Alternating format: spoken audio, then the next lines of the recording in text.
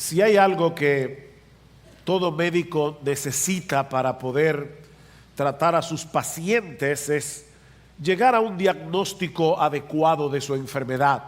Y por eso nos mandan a hacer todos los análisis que nos piden antes de poder decirnos, este es tu problema. Ahora, presuponiendo que el médico haya sido acertado en su diagnóstico, lo mejor que puede hacer el enfermo es aceptar la realidad de su condición, tal como el médico se la está describiendo, aunque no sea de su agrado. Sería una locura desechar un diagnóstico simplemente porque me resisto a pensar que esté tan enfermo como el médico dice, o porque me cause temor o ansiedad el hecho de saber que estoy en esa condición, o lo que es todavía aún peor, rehusar escuchar el diagnóstico para poder seguir viviendo como si no estuviera sucediendo nada, como si yo no tuviera ningún problema, como si todo estuviera bien. Por favor, doctor, gracias por todo lo que usted ha hecho hasta ahora, pero no tiene que decirme nada más. Yo no quiero saber qué es lo que tengo. El pasaje que vamos a estudiar en la mañana de hoy, continuando con nuestra serie expositiva de la carta a los romanos, es algo así como una especie de tomografía espiritual de la condición humana. En este pasaje Pablo nos explica, y no olviden que es por inspiración del Espíritu de Dios, por qué el mundo está como está, para luego pasar a describir más detalladamente qué es lo que Dios ofrece en el Evangelio para remediar ese problema. Este no es el diagnóstico de Pablo, esta no es la prescripción de Pablo, esto es lo que dice Dios acerca de ti y de mí, eso es lo que dice Dios acerca de la condición del hombre, esto es lo que dice Dios acerca de lo que Él ha provisto para solucionar de una vez por todas esa condición humana. En ese sentido, este pasaje tan oscuro que ya Sigfrido leyó hace un momento, es en realidad el fondo negro que hace brillar en toda su intensidad el diamante del Evangelio. No tiene sentido decir que el Evangelio es poder de Dios para salvación, como veíamos el domingo pasado cuando estudiábamos los versículos 16 y 17 del capítulo 1, si no existiera ningún peligro del que necesitáramos ser salvados. La palabra evangelio significa buena noticia, pero esa buena noticia comienza con una mala, y no tiene sentido buscar la solución de un problema que no existe. Es como tener en las manos un tratamiento que ha probado ser eficaz para curar el cáncer, el 100% de los casos, y ofrecérselo a personas que no saben que tienen cáncer. Ya Pablo nos ha dicho en Romanos capítulo 1, versículo 16, que el Evangelio es poder de Dios para salvación. Pero ahora Él quiere explicarnos cuál es el peligro del cual necesitamos ser salvados. En toda esta sección de la carta que va desde Romanos capítulo 1, versículo 18 hasta Romanos capítulo 3, versículo 20, Pablo nos dice que tenemos un serio problema con la justicia de Dios. Un problema que solo Dios puede resolver. Y es como si Pablo, al llegar al versículo 18, hubiera detenido el curso de su argumentación, que llegó hasta el versículo 17, para explicarnos por qué fue necesario esa intervención de Dios para salvar al hombre. Noten la conexión entre los versículos 16 y 17 del capítulo 1 y los versículos 21 y 22 del capítulo 3. Dice, porque no me avergüenzo del Evangelio, pues es poder de Dios para la salvación de todo el que cree, del judío primeramente y también del griego, porque en el evangelio la justicia de Dios se revela por fe y para fe, como está escrito, más el justo por la fe vivirá. Noten ahora 3:21. Pero ahora, aparte de la ley, la justicia de Dios, que ha sido manifestada, atestiguada por la ley y los profetas, es decir, la justicia de Dios por medio de la fe en Jesucristo para todos los que creen, porque no hay distinción. ¿Vieron la similitud entre un pasaje y el otro? Es como los dos panes de un sándwich y en el medio está esta larga disertación de Pablo acerca de la ira de Dios, acerca de la justicia de Dios, acerca del problema que todos nosotros tenemos con el Señor. Dios revela en el evangelio la justicia que Dios nos provee por medio de la fe en Jesucristo. Pero entre un pasaje y el otro, ahora nos explica por qué todos necesitamos esa justicia que Dios nos provee en el evangelio solo por gracia, solo por Cristo y solo por medio de la fe. Y lo primero que hace Pablo aquí es presentar la acusación de Dios contra la humanidad y las pruebas que sustentan esa acusación. Pablo nos dice en los versículos 18 al 20 que todos por naturaleza estamos bajo la ira de Dios por causa de nuestra impiedad y nuestra injusticia. Ese es el punto de partida del evangelio. Mis hermanos, cuando vas a predicar el evangelio, recuerda que el punto de partida del evangelio no es el amor de Dios, aunque parezca extraño. Dios revela su amor en el evangelio, pero cuando Pablo quiere explicar de qué se trata el evangelio, él no comienza por el amor de Dios, comienza por su ira. Versículo 18 otra vez. Porque la ira de Dios se revela desde el cielo contra toda impiedad e injusticia de los hombres que con injusticia restringen la verdad.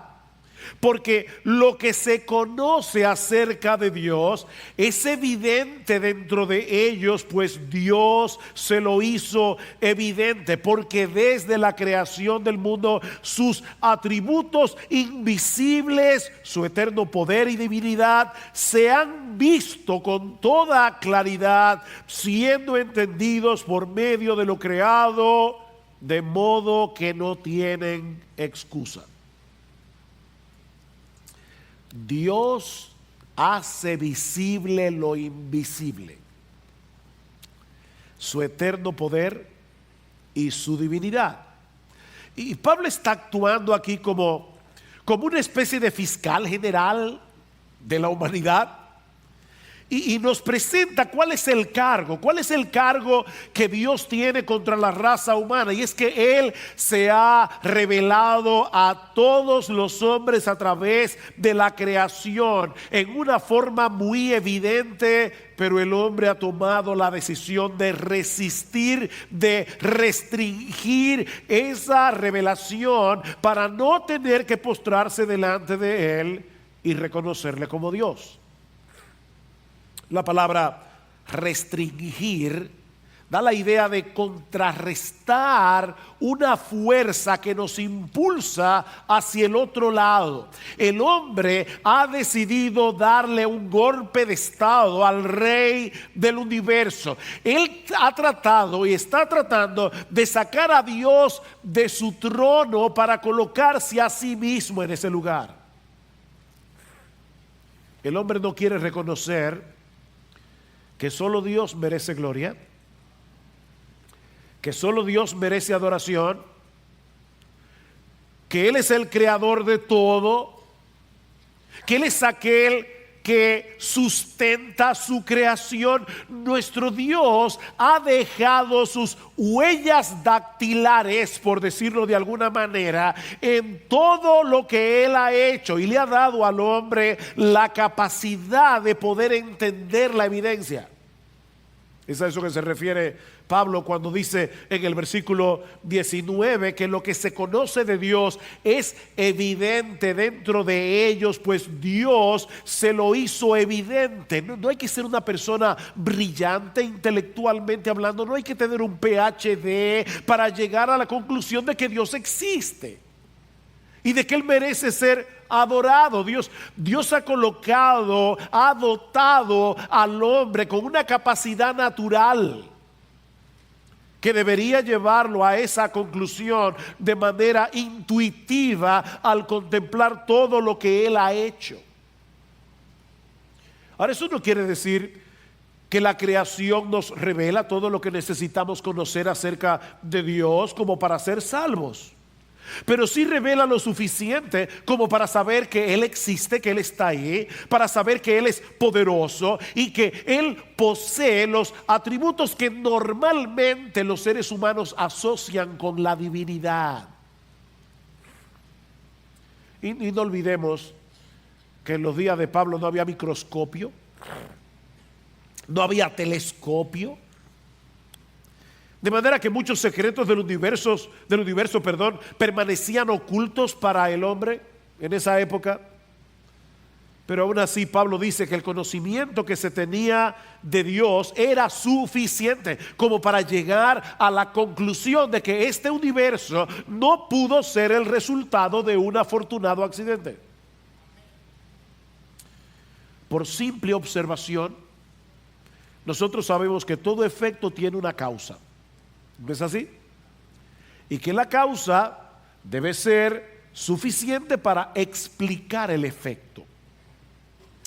La pregunta que debemos hacernos es: ¿qué tipo de causa es la que debe haber producido el efecto de este universo maravilloso y de nosotros dentro de él? Imagínate que tú estás escalando el Pico Duarte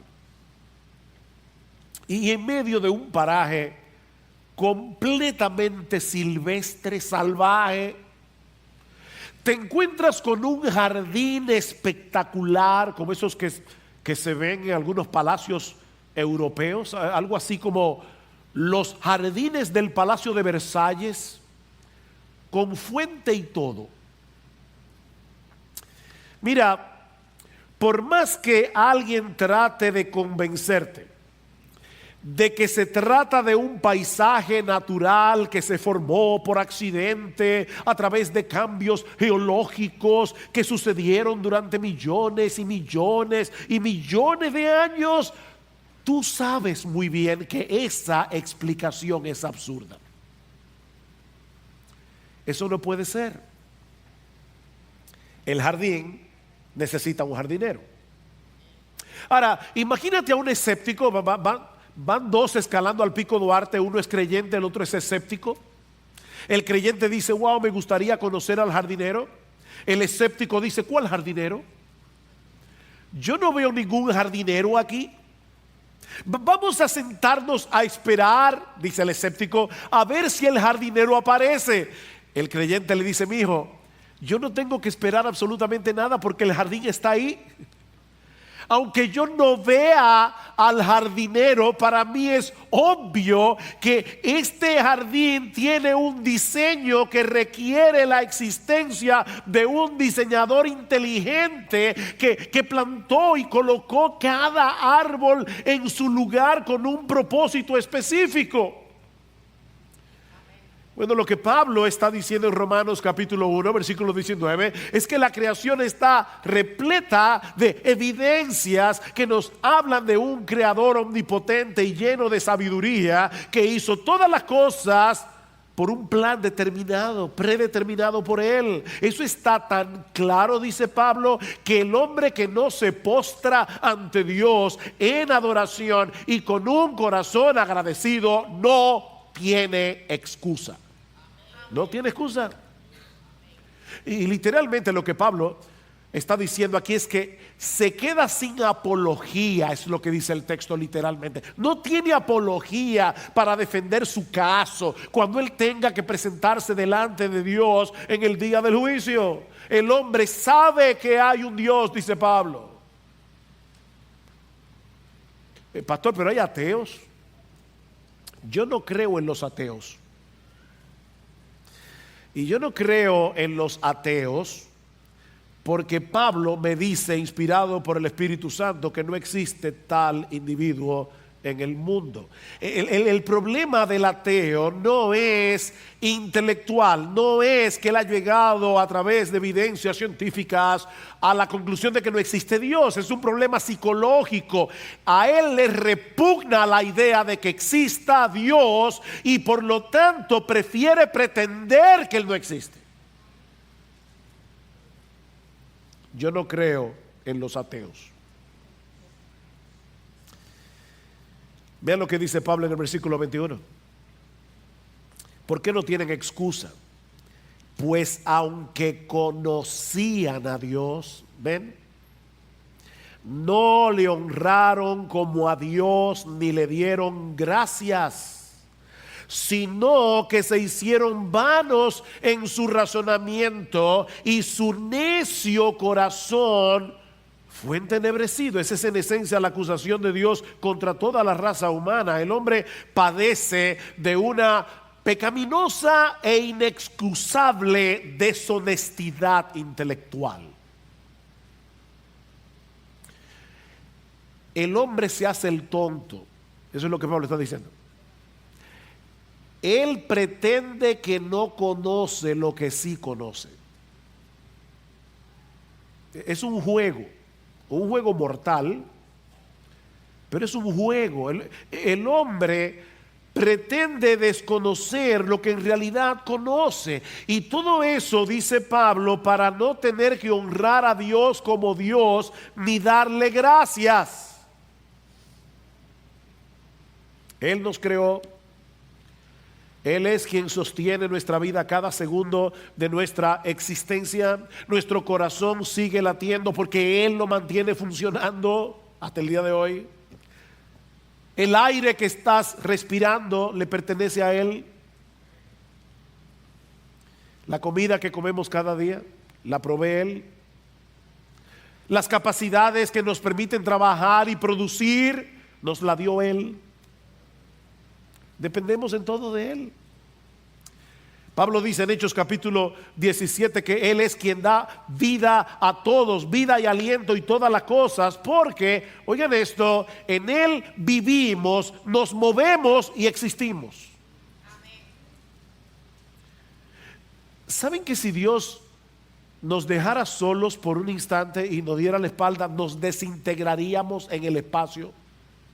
En Él vivimos, nos movemos y somos. Pero el hombre ha decidido vivir como si Él no existiera. Y eso ha distorsionado por completo nuestra capacidad de razonar en una forma adecuada. Vean una vez más el versículo 21. Pues aunque conocían a Dios, no le honraron como a Dios ni le dieron gracias. Y ahora oigan, sino que se hicieron vanos en sus razonamientos y su necio corazón fue entenebrecido. Negar a Dios en un mundo creado por Él tiene consecuencias, porque obligatoriamente lleva al hombre a tener que plantearse alternativas absurdas de por qué estamos aquí, quién hizo todo eso, alternativas con las que nadie puede vivir coherentemente, y eso entorpece, dice Pablo, el razonamiento humano. Es como cruzar una avenida sumamente transitada y decir los carros son una ilusión. No son una ilusión y vas a ser atropellado.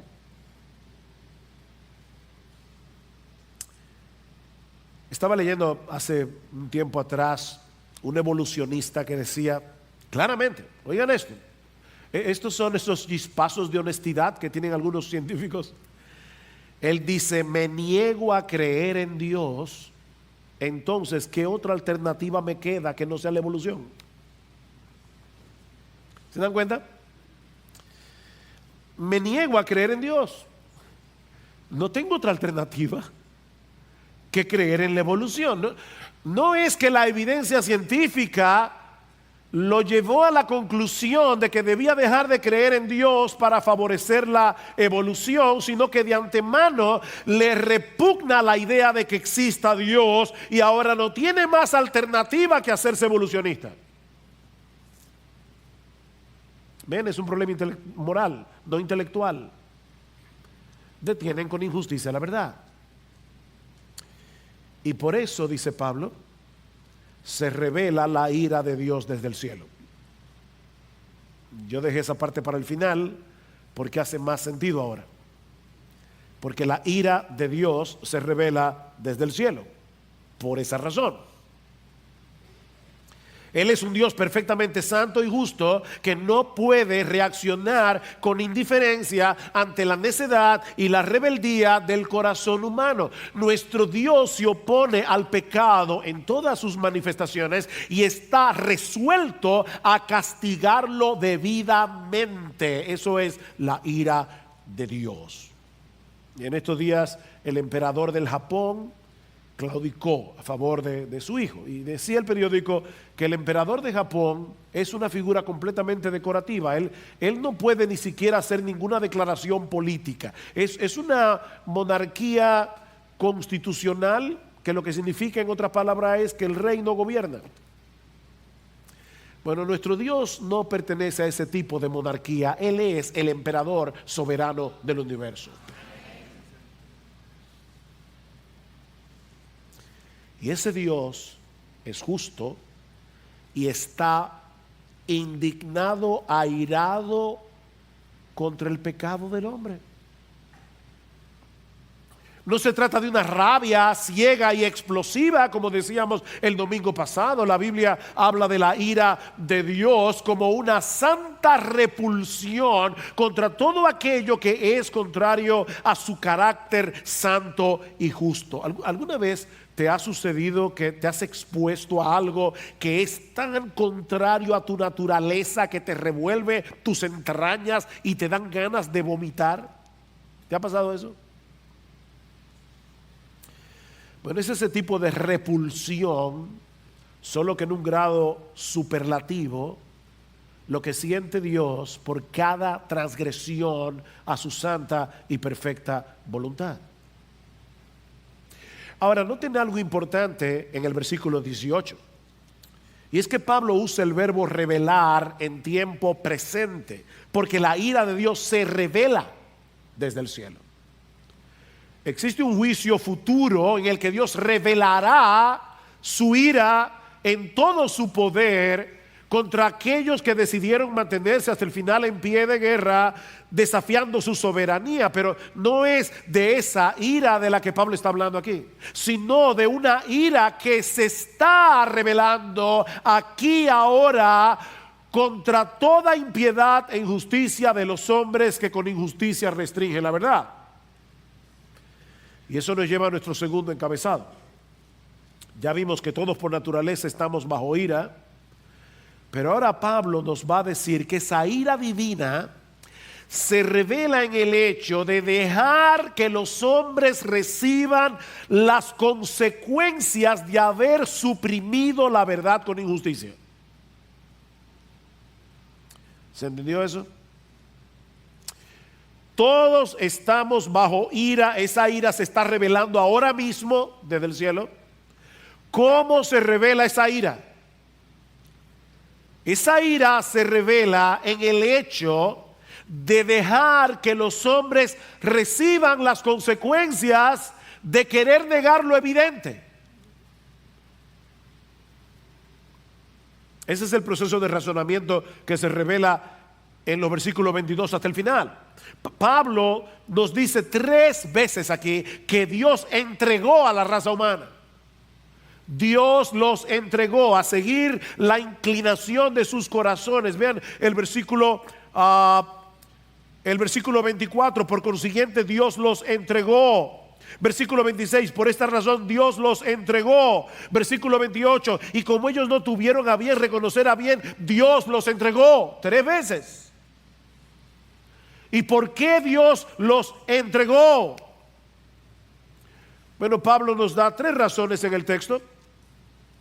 En los versículos 22 al 24 nos dice que ellos cambiaron, nosotros los seres humanos, cambiamos la gloria de Dios por los ídolos y por eso Dios los entregó. En el versículo 25 hasta la primera mitad del versículo 26 dice que los hombres cambiaron la verdad de Dios por la mentira y que por eso Dios los entregó. Y a partir de la segunda mitad del versículo 26 hasta el versículo 28 dice que los hombres cambiaron las prácticas sexuales naturales por las que eran contrarias a la naturaleza y que por eso Dios los entregó. ¿Ven la estructura del pasaje? Cambiaron, Dios los entregó, Dios los entregó, Dios los entregó. Primer intercambio, los hombres cambiaron la gloria de Dios por los ídolos, versículo 22. Profesando ser sabios, se volvieron necios y cambiaron la gloria del Dios incorruptible por una imagen en forma de hombre corruptible, de aves, de cuadrúpedos y de reptiles. Alguien decía que el ser humano es un religioso incurable. Y como fuimos creados originalmente para adorar a Dios y encontrar en Él nuestra seguridad, nuestra satisfacción, el hombre no puede desechar a Dios sin caer en la idolatría. Eso es imposible. Y por favor, no pienses en un ídolo como una estatua de madera o de lo que sea. Un ídolo es todo aquello en lo que tú te amparas para buscar tu seguridad, tu felicidad, tu propósito en la vida que no sea Dios. Eso es un ídolo. Un ídolo, para ponértelo más fácil, es todo aquello que tú pienses: si yo no tengo eso, que no es Dios, yo no puedo ser feliz. Mi vida no tiene sentido sin eso. Bueno, eso, ponle lo que tú quieras ahí. Eso es tu Dios. Decía Juan Calvino que el hombre es una fábrica de ídolos. Vivimos fabricando ídolos. El hombre busca desesperadamente en las cosas creadas lo que solo puede encontrar en el Creador, y por eso experimenta una profunda insatisfacción. Y lo irónico de todo esto es que al negarse rendirle adoración al que merece adoración, el hombre cree que se está haciendo más sabio, cuando en verdad se está volviendo más necio. ¿Ven? Profesando ser sabios, es decir, pretendiendo que se está haciendo más sabios, se volvieron necios. ¿Y cómo se evidencia esa necedad? En el hecho de cambiar la gloria del Dios incorruptible en semejanza de imagen en forma de hombre corruptible, de aves, de cuadrúpedos y de reptiles. Pablo parece estar pensando aquí probablemente en el Salmo 106, versículo 20, porque inclusive las palabras que se usan son muy similares, donde el salmista nos dice que los israelitas del tiempo de Moisés, recuerdan cuando hicieron el becerro de oro, cambiaron la gloria del Dios de Israel por un buey que come hierba. Eso es absurdo. Pero esa es la necedad a la que llega el hombre cuando rehúsa reconocer lo que es evidente, que solo Dios merece ser adorado. Versículo 24. Por consiguiente Dios los entregó. Los entregó a la impureza, a la inmundicia, en la lujuria de sus corazones, de modo que deshonraron entre sí sus propios cuerpos. Dios los entregó. Y eso no quiere decir que Dios mueva a los hombres hacia la impureza, sino más bien que como parte de su castigo, Dios los entregó a seguir los impulsos depravados de sus propios corazones. ¿Tú quieres hacer tu voluntad? Mi castigo será dejarte hacer tu voluntad. Alguien ha dicho: Dios en su justicia Dios en su ira los deja hundirse más profundamente en el lodazal que han escogido. Dios los entregó. Por eso dice que los entregó a la impureza en la lujuria de sus corazones. Ven, esa lujuria ya estaba ahí. No fue Dios que los hizo lujuriosos. Esa lujuria ya estaba allí. Pero Dios, como castigo, soltó las amarras. Por decirlo de alguna manera, Dios como castigo dejó que el barco siguiera su curso corriente abajo. Dios los entregó.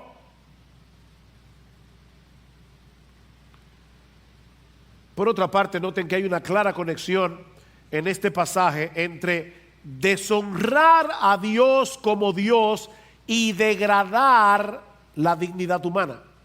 Deshonraron entre sí sus propios cuerpos, degradaron sus propios cuerpos. ¿Por qué? Porque nosotros fuimos creados a la imagen de Dios. Cuando Dios es deshonrado, la dignidad del ser humano comienza a ser pisoteada, porque ya no tenemos ningún punto de referencia, ningún argumento racional para colocar al hombre por encima de los animales.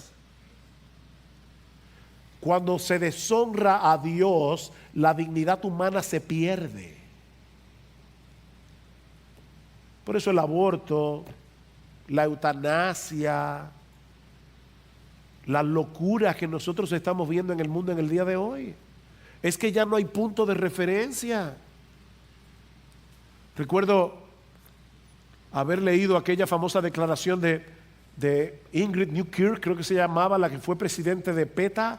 Es People for Ethical Treatment of Animals, personas que están a favor de un trato ético de los animales. Y ella decía, están ahora hablando de los millones de judíos que murieron en los campos de concentración, pero billones de pollos son sacrificados diariamente en los hornos de las polleras.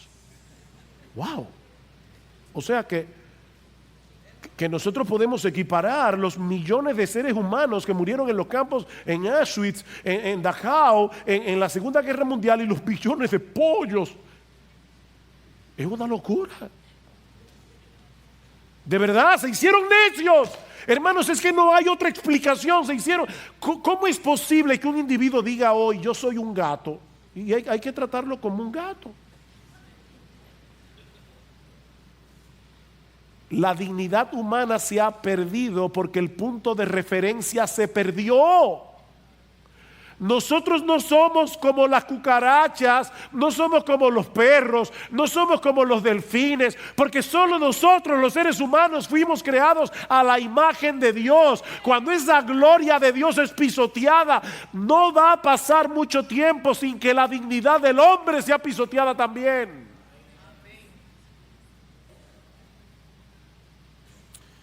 Segundo intercambio,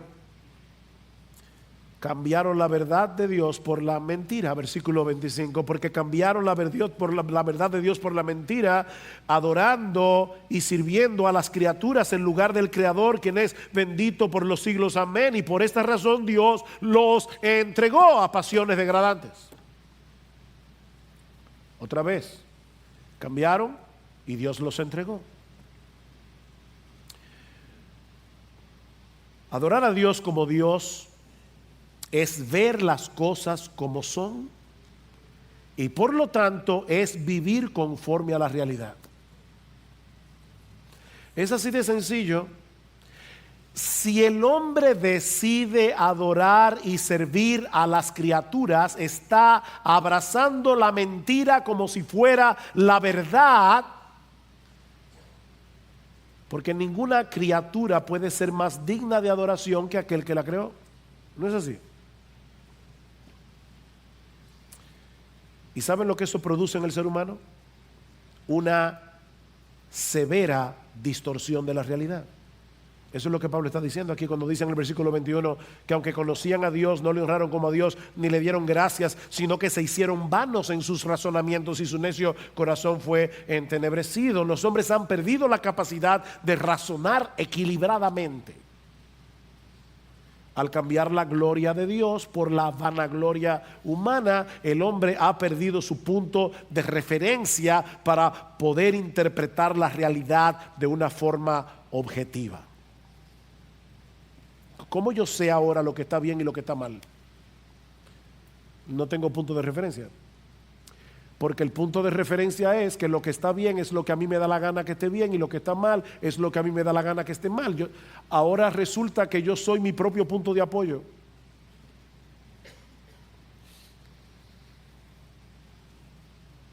Perdimos el norte. Perdimos el norte. Y el resultado es que Dios los entregó a pasiones degradantes. Y ahora voy a explicar a qué se refiere esto, lo que nos lleva al tercer intercambio. Las relaciones naturales por las antinaturales. Versículo 26 a la mitad dice, porque, ahora voy a explicar a qué se refiere esto, porque sus mujeres cambiaron la función natural por la que es contra naturaleza, y de la misma manera también los hombres, abandonando el uso natural de la mujer, se encendieron en su lujuria unos con otros, cometiendo hechos vergonzosos hombres con hombres, y recibiendo en sí mismos el castigo correspondiente a su extravío. Y como ellos no tuvieron a bien reconocer a Dios, Dios los entregó a una mente depravada para que hicieran las cosas que no convienen. Lo que Pablo nos está diciendo aquí es que la homosexualidad es una muestra, es una manifestación de hasta dónde puede llegar la raza humana en su distorsión de las cosas, al intercambiar la gloria de Dios por la vanagloria de la criatura, al intercambiar la verdad por la mentira, porque es más que evidente que el hombre fue creado para la mujer y que la mujer fue creada para el hombre. Y Pablo usa términos en este pasaje que son muy duros para referirse a la homosexualidad. Dice que son pasiones vergonzosas. Dice que son antinaturales. Al final del versículo 27 dice que es una conducta extraviada que trae consigo, es decir, inherentemente retribución o castigo de parte de Dios. Y lo que eso significa es que la perversión sexual es en sí misma el castigo.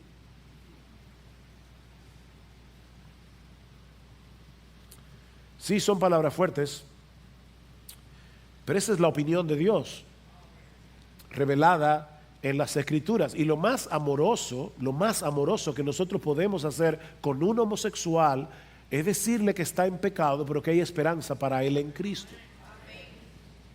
No somos homofóbicos, no amamos a los homosexuales, amamos a los homosexuales. Y por eso les decimos la verdad. La conducta homosexual es una violación al orden establecido por Dios cuando hizo al hombre para la mujer y la mujer para el hombre. Es por eso que Pablo dice que es contra naturaleza. Y yo sé que muchas personas perciben como natural sus inclinaciones homosexuales y que algunos incluso piensan que han nacido así. Pero mi amigo que estás aquí en esta mañana, no son nuestros deseos los que definen nuestra naturaleza. Vuelvo y repito, no son nuestros deseos los que definen nuestra naturaleza, sino el propósito de Dios en la creación del hombre y de la mujer.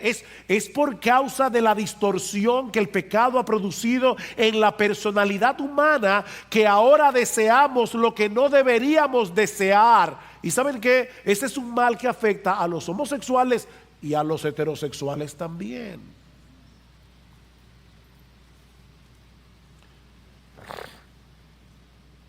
El deseo de un hombre casado por otra mujer que no sea la suya no le pone un sello de aprobación al adulterio. Pero es que yo la deseo. Yo deseo ver pornografía en internet. Esa es mi inclinación. Tu inclinación no le pone un sello de aprobación a la pornografía. Eso es vergonzoso, eso es convertir a la mujer en un objeto en vez de un sujeto.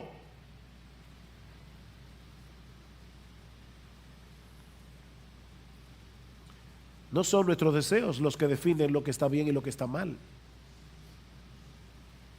De manera que la práctica homosexual es un pecado, independientemente de lo fuerte que pueda ser la inclinación del que lo practica, porque violenta el diseño original de Dios para la sexualidad y para el matrimonio. Ahora noten que la homosexualidad no es el único pecado que se condena en este pasaje como fruto de la idolatría.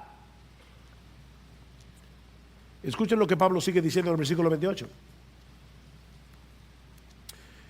Y como ellos no tuvieron a bien reconocer a Dios, Dios los entregó a una mente depravada para que hicieran las cosas que no convienen. ¿Cuáles? Estando llenos de toda injusticia, maldad, avaricia, malicia, colmados de envidia, homicidios, pleitos, engaños, malignidad. Son chismosos, detractores, aborrecedores de Dios, insolentes, soberbios, jactanciosos, inventores de lo malo, desobedientes a los padres, sin entendimiento, indignos de confianza, sin amor, despiadados. Wow. Es increíble ver cómo Pablo conecta en esta lista a los homicidas con los chismosos. ¿Vieron? A los aborrecedores de Dios con los insolentes y con los desobedientes a los padres.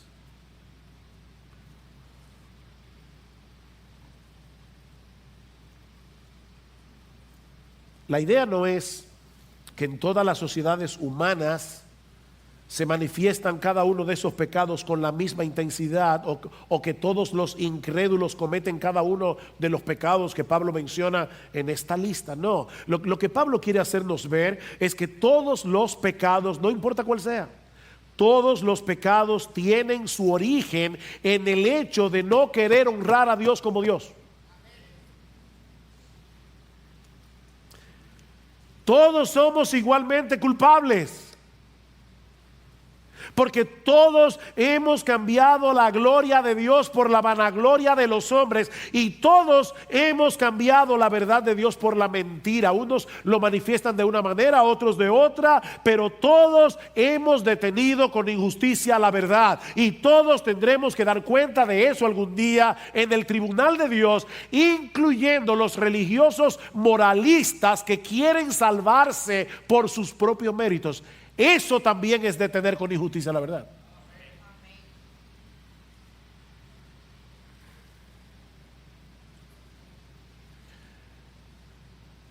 El que se quiere salvar por sus obras es un iluso que está distorsionando la realidad.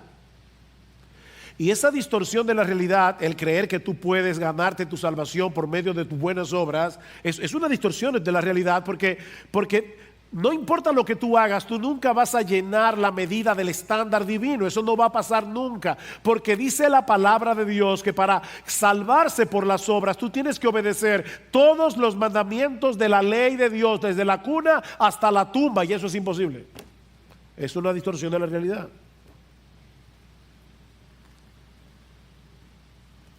De ahí la conclusión de Pablo en el versículo 32. Los cuales, aunque conocen el decreto de Dios, que los que practican tales cosas son dignos de muerte, no solo las hacen, sino que también dan su aprobación a los que las practican. Ahora Pablo se fue más lejos. Ahora Pablo está diciendo no solamente que todos los hombres saben que Dios está ahí, no solamente que por la creación sabemos que existe Dios.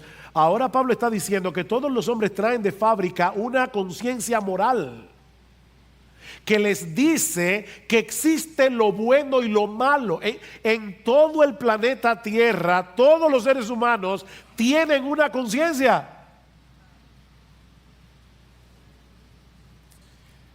y que lo malo debe ser castigado y lo bueno debe ser recompensado. Eso es parte del conocimiento innato que Dios ha puesto en todos los hombres, no solo de su existencia, sino de que Él es un gobernador moral que pasa juicio sobre sus criaturas. Pero el hombre no solo ha decidido ir en contra de las reglas de juego impuestas por el Creador, sino que al mismo tiempo ha decidido promover reglas de juego contrarias, dice Pablo. No solo las hacen, sino que dan su aprobación a los que las practican. ¿Por qué hay heterosexuales que van al desfile de orgullo gay? Porque eso parece ser de mente abierta. Yo no soy homosexual, pero soy un tipo de mente abierta. Y yo doy mi aprobación. O sea, no se contentan con ser rebeldes a la voluntad de Dios, sino que son activistas en contra de la voluntad de Dios. ¿Cuál es el afán de la ONU? ¿Cuál es el afán de todas estas multinacionales en querer imponer una agenda inmoral en los países? ¿Cuál es el afán? Y podemos buscarle explicaciones. Mira, es que hay un asunto de dinero envuelto allí, y yo sé que hay muchas cosas que se mueven con mucho dinero, pero el problema en la raíz es el odio del hombre por Dios.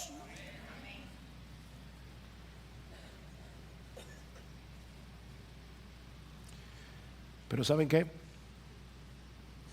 Es aquí precisamente donde el diamante del Evangelio brilla en toda su intensidad.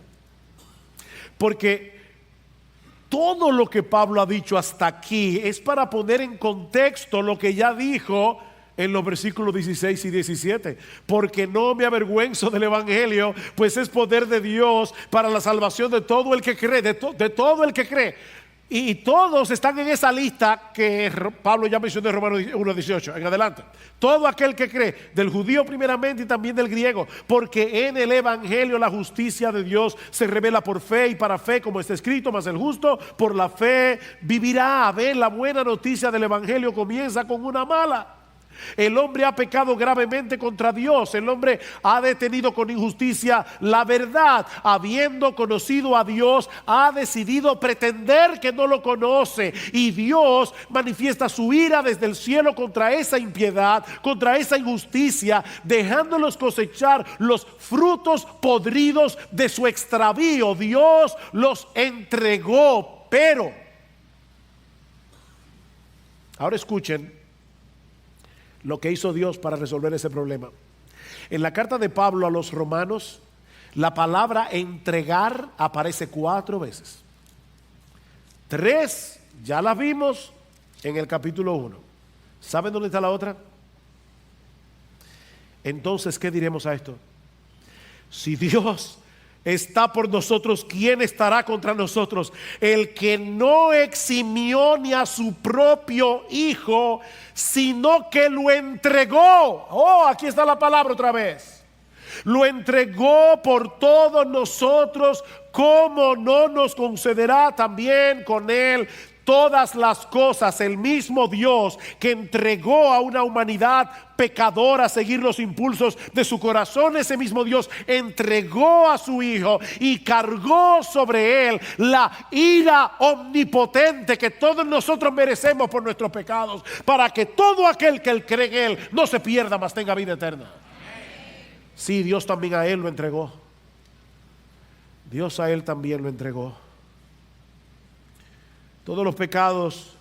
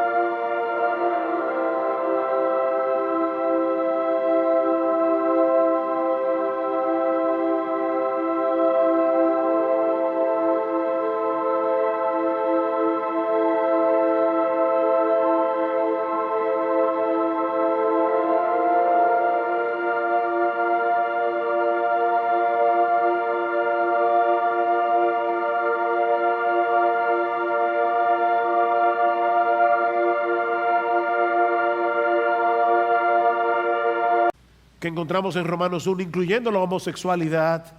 Y todos los que se mencionan a partir del versículo 29 serán perdonados solo por creer en Cristo. ¿Saben por qué? Porque Dios, el Hijo, se presentó delante de Dios, el Padre, y le dijo: Señor, toda la ira que merecen los homosexuales y las lesbianas, toda la ira que merecen los chismosos, los lujuriosos, los malvados, los avariciosos, los colmados de envidia, los homicidas, los pleiteros, los engañosos, los malignos, los detractores, los aborrecedores tuyos, los insolentes, los soberbios, los jactanciosos, los inventores de males, los desobedientes a los padres. Señor, toda la ira santa que ellos merecen por causa de sus pecados, oh Señor, arrójala sobre mí.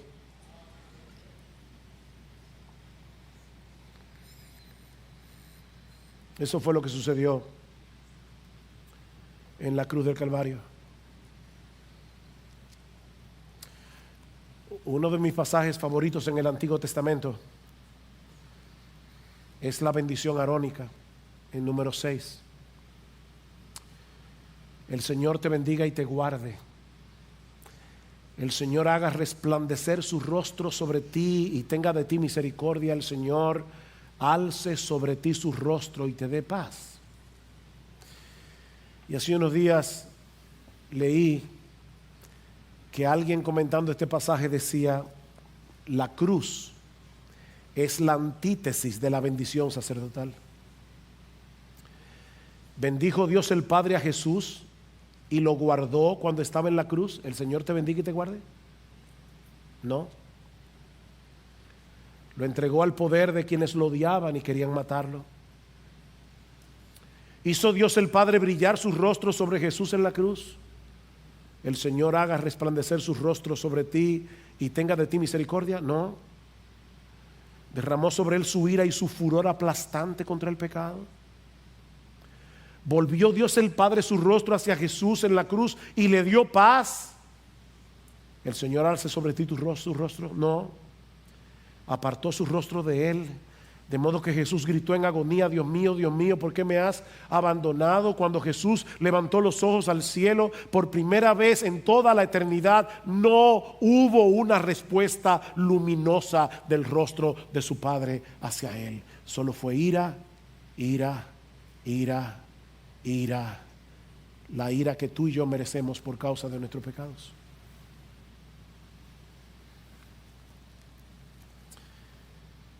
Ese es el mensaje del Evangelio, que aquel que no conoció pecado por nosotros fue hecho pecado, para que nosotros fuésemos hechos justicia de Dios en él. Dios resolvió el problema causado por ese horrible intercambio del hombre, la gloria de Dios por la criatura, la verdad por la mentira. Dios resolvió ese problema con otro intercambio.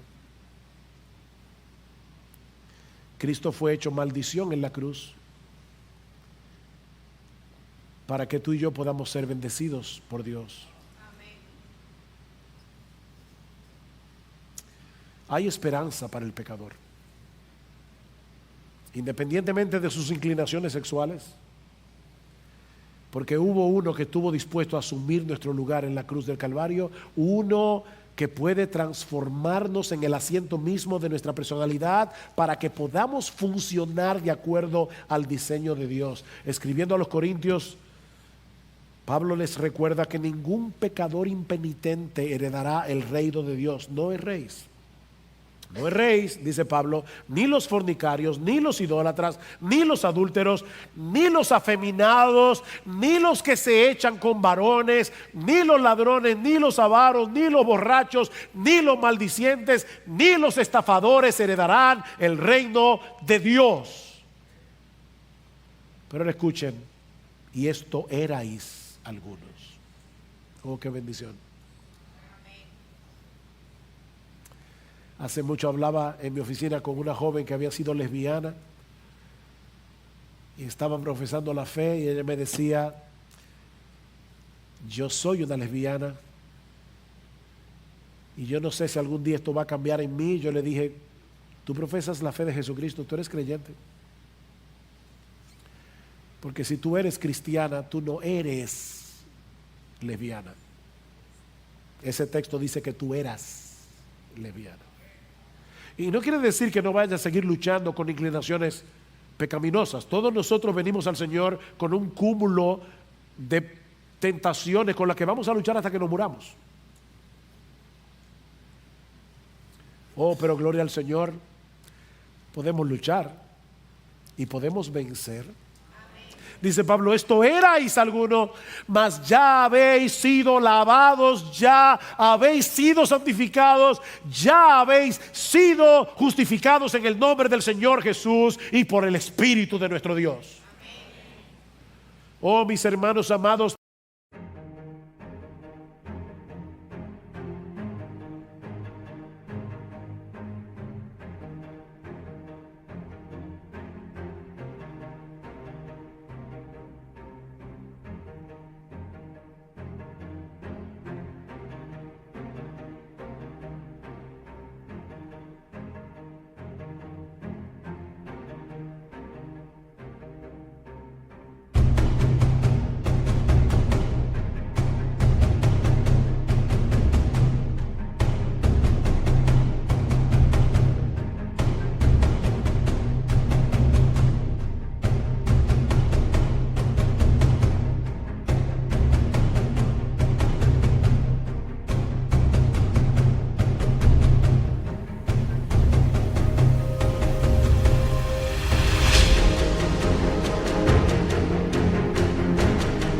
prediquemos el Evangelio sin temor, denunciemos el pecado del hombre con toda la claridad de la que seamos capaces. Es la ira de Dios contra el hombre lo que hace necesario el Evangelio de la cruz. Pero no te olvides de colocar sobre ese fondo oscuro el diamante del Evangelio de la gloria de Cristo, porque ese es el instrumento omnipotente que Dios usa para salvar a pecadores, todo tipo de pecadores. Mis hermanos, nuestra misión como iglesia no es moralizar a la nación. ¿Oyeron eso? No, nuestra misión no es moralizar a la nación, es evangelizarla. Oh, sí, queremos que el aborto siga siendo penalizado en la República Dominicana. Oh, sí, queremos que nunca lleguemos a ver en nuestro país que se legalice el matrimonio homosexual. Pero mis hermanos, nuestra misión es predicar a Cristo y a este crucificado para que pecadores de todo tipo se conviertan de los ídolos a Dios para servir al Dios vivo y verdadero. Esa es nuestra misión. Y mi amigo, si tú estás aquí sin Cristo, por favor no sigas resistiendo con injusticia a la verdad de Dios, revelada en su creación y en su palabra. Porque cuando llegue el día en que tengas que presentarte ante el tribunal de Dios, esa distorsión de la realidad, esa ilusión que tú has creado en tu propia cabeza, se desmoronará como un castillo de arena. Ven y refúgiate en Cristo por la fe. Porque solo Dios mismo puede librarte de la ira de Dios. Eso es lo que se revela en el Evangelio. La justicia que Dios nos ofrece en Cristo como un regalo por medio de la fe en Jesús. Porque de tal manera amó Dios al mundo que ha dado a su Hijo unigénito para que todo aquel que en Él cree no se pierda, mas tenga vida eterna. Porque no envió Dios a su Hijo al mundo para condenar al mundo, sino para que el mundo sea salvo por Él. El que en Él cree no es condenado, pero el que no cree, mi amigo, ya ha sido condenado. Tú estás en condenación porque no ha creído en el unigénito Hijo de Dios.